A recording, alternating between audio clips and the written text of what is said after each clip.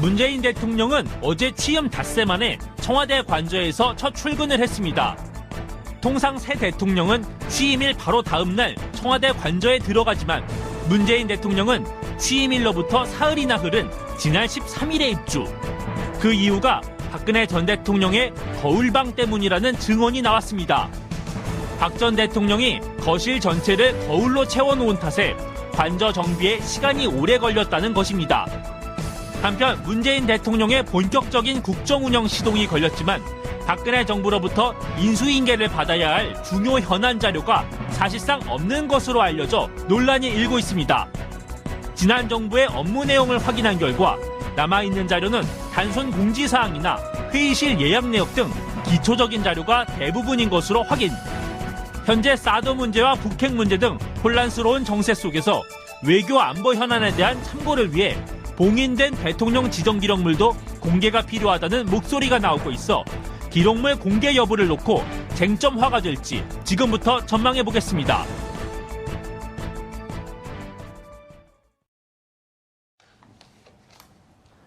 (5월 16일) 화요일 정봉주 품격시대 두 번째 이슈 들어가겠습니다. 문재인 정부가 국정 안정화를 위해 취임 직후부터 속도전을 내고 있는 가운데 박근혜 정부가 국정 현안 관련 자료가 전무한 사실상 껍데기 인수인계를 한 걸로 알려지면서 논란이 일고 있습니다. 그런가 하면 문재인 대통령 부부의 청와대 입주 지연이 청와대 관저 내 박 전 대통령이 만들어놓은 일명 거울의 방 때문이었던 걸로 알려져 궁금증이 증폭되고 있습니다. 이 문제와 관련 전문가 세 분 모시고 말씀 나눠보도록 하겠습니다. 자, 우리가 이렇게 웃으면서 얘기하는데 웃을 수 없는 상황이에요? 예. 정말 창피하고 얼굴이 부끄럽고 예. 이게 정말 나라냐? 예. 라고 촛불을 들었던 그 장면이 연상되는 거 아니에요? 그러니까 참 이게 놀라운 게 행정자치부에서 이제 저번에 이제 박근혜 정부의 기록물을 평가를 했을 때 예. 역대 최고의 기록물을 숫자로 역대 최고의 기록물을 남겼다라고 얘기를 했거든요. 그렇게 예. 이제 발표를 했습니다. 그래서 1,100만 건인가 이 정도가 된다. 그러면서 역대 예. 최고의 기록물을 남겼다고 했는데 실제 인수인계 받은 거는 하나도 없는 겁니다, 지금. 문재인 대통령이 이제 받은 게 없어서 이게 예. 굉장히 지금 이 문건들을 전부 어떻게 했는가, 파기를 했는지 어찌 했는지 이건 의혹이 좀 규명이 돼야 되는 상황입니다. 예. 자, 이거 참 국민들이 보기에 분노할 수밖에 없는 건데요. 이거는 진짜 법률적으로도 문제가 될 것 같은데. 예, 이건 법률적으로 굉장히 문제가 있는데요. 일단은 그 대통령 기록물 관리법에 관한 것을 조금 볼 필요가 있습니다. 대통령 기록물 관리법. 예, 기록물 관리법인데요. 사실상 우리가 보게 되면 대통령의 기록물이라고 하는 것 자체가 원래 이제 비밀로 보존이 돼야 된다라고 생각하는 경우가 많은데요. 원래 이 원칙은 공개가 원칙으로 되어 있습니다. 그러니까 흔히들 우리가 뭐 지정 기록물이라고 해서 보존을 오랫동안 해야 되고 그 기간 동안은 비밀이 유지돼야 되는 그런 기본으로 생각하고 있는데요. 원칙은 사실은 공개가 원칙이다라고 이야기를 하고요. 그다음에 현재 이제 지정 기록물로 되어 있다라고 되어 있는데 이 지정 기록물을 지적한 그 내용 자체가 사실은 맞는지 좀 따져볼 필요가 있다라고 생각이 됩니다. 이제 대통령 기록물과 관련된 여러 가지 자료들이 있는데 일반 기록물, 비밀 기록물, 지정 기록물 이렇게 등급을 분류해서 지정을 할 수 있다고 하는데 사실은 이것은 법률에 따라서 어떤 비밀이냐, 그러니까 그 기록물의 내용이 무엇이냐에 따라서 맞춰서 지정을 하는 게 맞다라고 생각이 됩니다. 예. 그런데 박근혜 정부 같은 경우에는 생산된 기록물 자체가 적다라고도 이야기되는데 그 적은 생산물의 지정 기록물 자체를 지정 기록물로 해가지고 아예 공개를 못하도록 했기 때문에 사실상 이게 큰 문제라고 생각이 됩니다.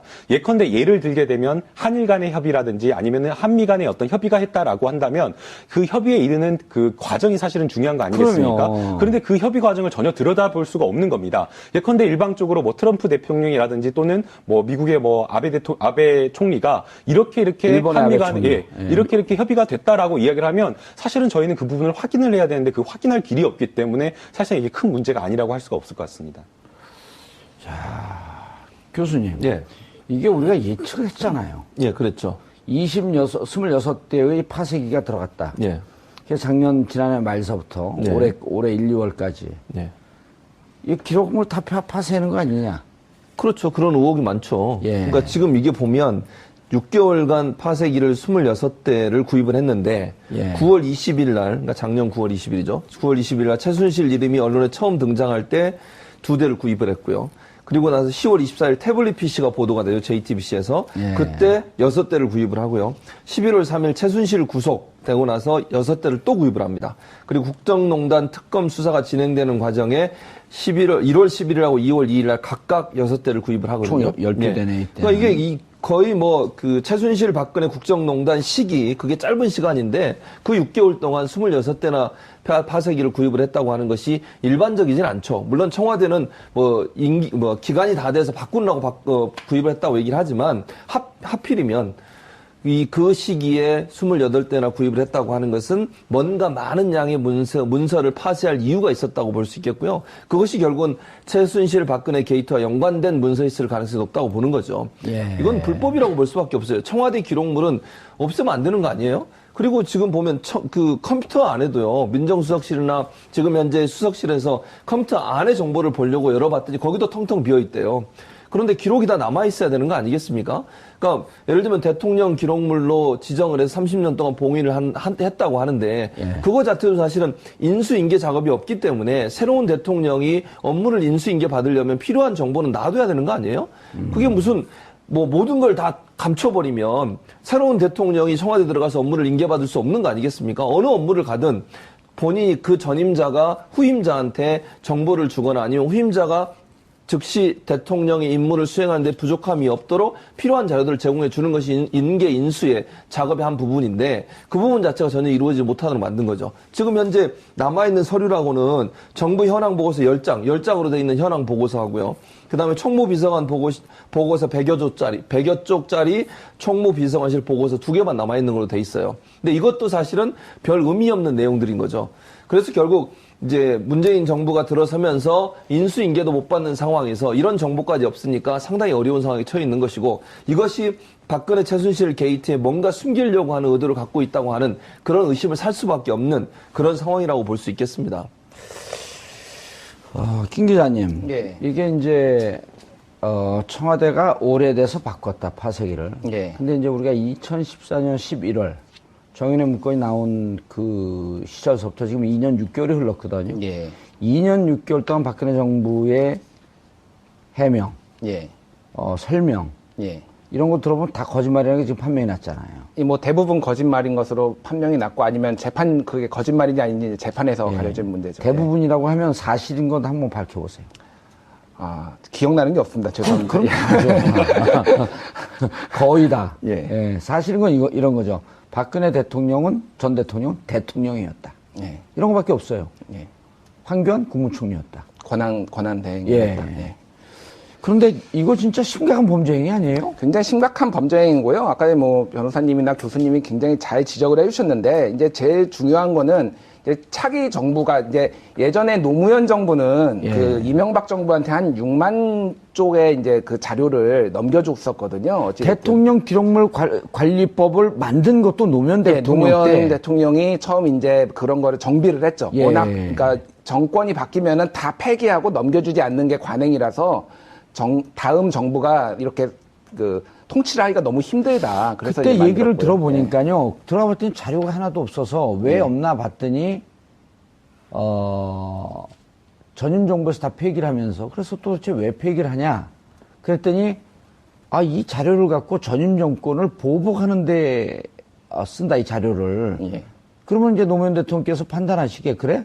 그럼 이렇게 중요한 자료이기 때문에 보복을 못하게 하기 위해서 정말 국가 기밀에 관한 것은 지정기록물로 해서 15년 내에 30년 열어보지 말돼. 예. 하지만 후손들은 이 기록을 갖고 있어야 하니 그렇게 법을 만들자. 예. 보복도 못하게 하고 실질적으로 기록도 남겨주고. 이게 좋은 뜻이었었단 말이에요. 그렇죠. 그러니까 이게 이제 정치 보복이 일상화돼 있는데 이거를 불합리하게 사용하지 않게 일부만 아주 핵심적인 내용만 지정기록물로 남기고 나머지는 공개하자는 취지였거든요, 이게. 근데 이제 이번 정권은 이제 대부분 파기했거나 아니면은 이거를 이제 비밀로, 핵심적인 내용은 비밀로 지정을 해서 알 수 없게 만들었다는 데 문제가 있습니다. 예.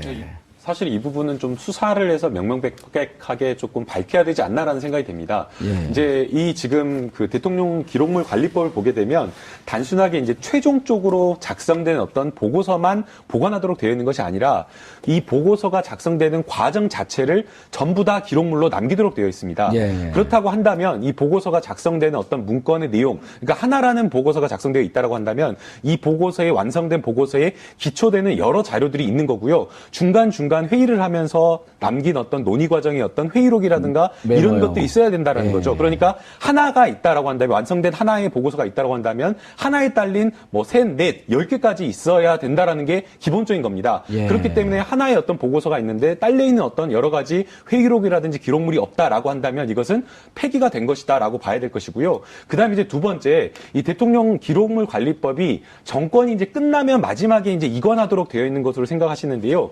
생산 그 현황을 관리하도록 되어 있습니다. 그렇기 때문에 매 해년마다 뭐 어떤 대통령 기록물이 작성이 돼서 어떻게 되어 있는지 이 현황을 그 보고하도록 되어 있기 때문에 기존의 1년차, 2년차, 3년차에 작성된 이 현황과 마지막에 이관시킨 현황 그리고 지금 잔존에 있는 것을 확인을 해보면 사실상 폐기된 것을 또 확인할 수 있다라고 되고요. 근데 그 현황 보고하는 걸 하나도 안 남겼다는 거 아니에요? 그렇다고 한다면 지금 이제 1년차부터 쭉 현황 보고한 어떤 그 기록물의 수와 마지막에 아니, 이관시킨 그게 없다니까요. 1년차, 매년차 보고한 게 없다고요? 그거를 기록을 남겨놓아야 되는데 네. 서류 관련이나 이런 그 정비가 하나도 안 돼 있어갖고 이런 되는 거 아니에요? 이른바 그 서기관, 말단 서기관도 기록을 하면서 그때 이미 작성을 하면서 이것이 분류를 미리 해놓는답니다. 이게 일반 문서일지, 그 다음에 기밀 문서일지, 대통령 지정 기록물이 될지 요걸 미리 해놓고 나중에 또 이것을 다시 보면서 이게 맞게 지정됐는지 하면서 분류를 다시 매긴다는 겁니다. 그걸 매년 해줘야 되는 거예요. 예, 그리고 또 맞습니다. 최종적으로 퇴임 6개월 전서부터 또 해줘야 되고. 근데 이게 하나도 안 돼 있다는 만약 거예요. 그런 것 자체를 안 됐다라고 한다면 대통령 기록물 자체를 아예 만들지 안 않으려고 만든 했다라는 거예요. 건데요. 예. 그것도 역시 마찬가지로 기록물 관리법 위반입니다. 만약 그렇다고 한다면 더 큰 문제라고 볼 수가 있는데요. 그러니까 민감한 정보나 이런 것들을 폐기하기 위해서 하는 것도 문제였는데 아예 집권 초기부터 그랬다라고 하는 것은 청와대 내에서 조직적으로 아예 기록물을 만들지 않겠다라고 했기 아무것도 안 때문에 하겠다는 거였었죠. 사실 이거는 굉장히 큰 문제입니다. 예. 그래서 이제 이 지정 기록물을 열람해야 된다라는 목소리가 많이 되게 높아지고 있거든요. 현재. 그래서 이제 지정 기록물을 보시면 이제 법에 따르면은 국회의 3분의 2 이상의 동의가 있든지 예. 아니면은 고등법원에 이제 영장이 있으면은 이걸 지정 기록물을 볼 수가 있는데 예. 예, 그런 이제 요구가 높아지고 있습니다.